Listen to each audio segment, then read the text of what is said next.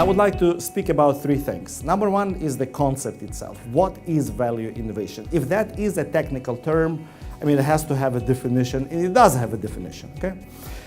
Number two is, of course, examples, both globally and locally, both private sector and public sector, because it relates to everything that you guys do too.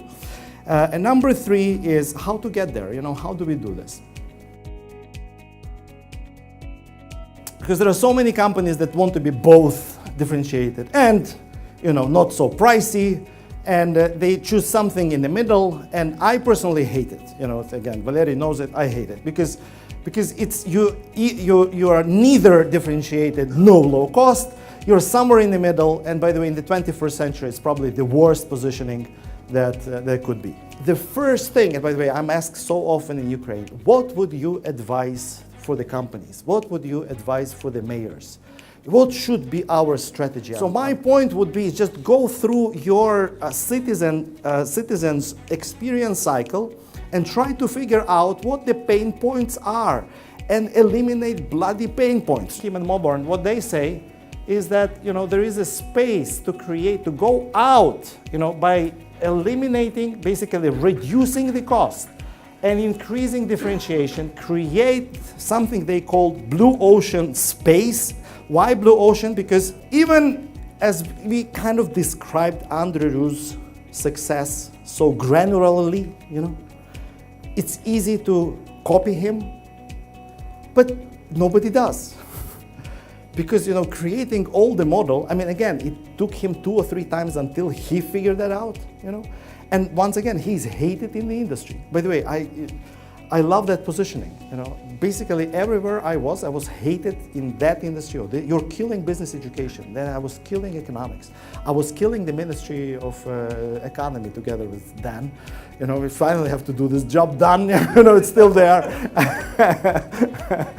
Anyway, the new positioning, and that is what value innovation is in terms of economics 101. I promised you the definition. Here's the definition, and I love it because it's not a tweet. I mean, the tweet, unfortunately, I have to say, maybe fortunately for one of the presidents in one of the large democracies, increased the number of symbols from 140 to 280.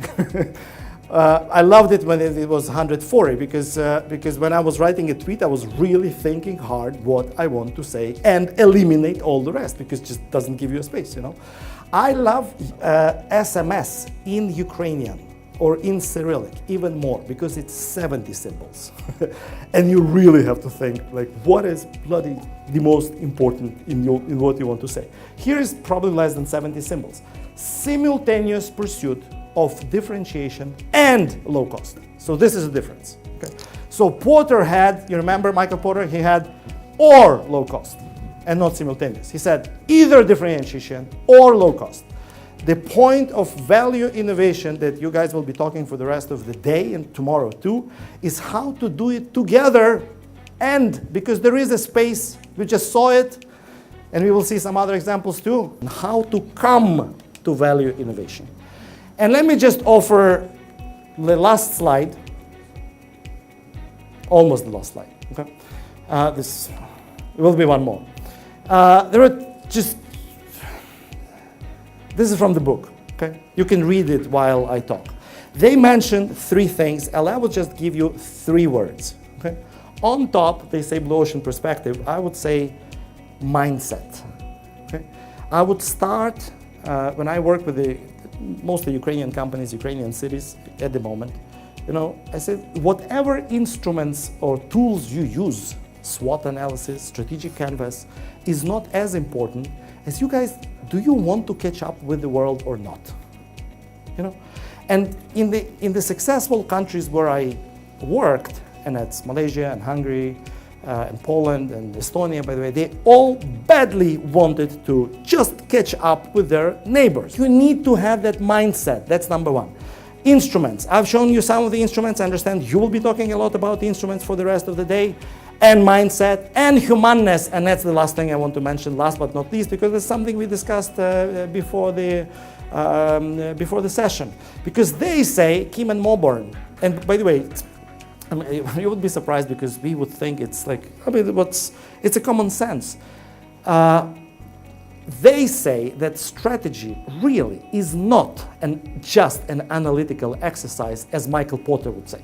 Michael Porter would say, strategy for me, I quote, strategy for me is mostly analytical exercise.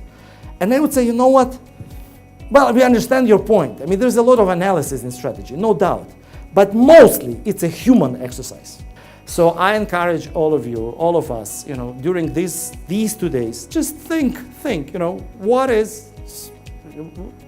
do we do unnecessarily? What is not really critical to our success that can be either dropped or outsourced, right? So basically, it's reduced in your company operation, but done better by others. And then raise and create. What is something that you really need to concentrate? Like Andrew is in his case, surprisingly, it's basically it's dancing. It's not music. Music can be outsourced, you know, apparently. Okay, so let's be brave. Let's be ambitious. Let's be innovative. Thank you very much.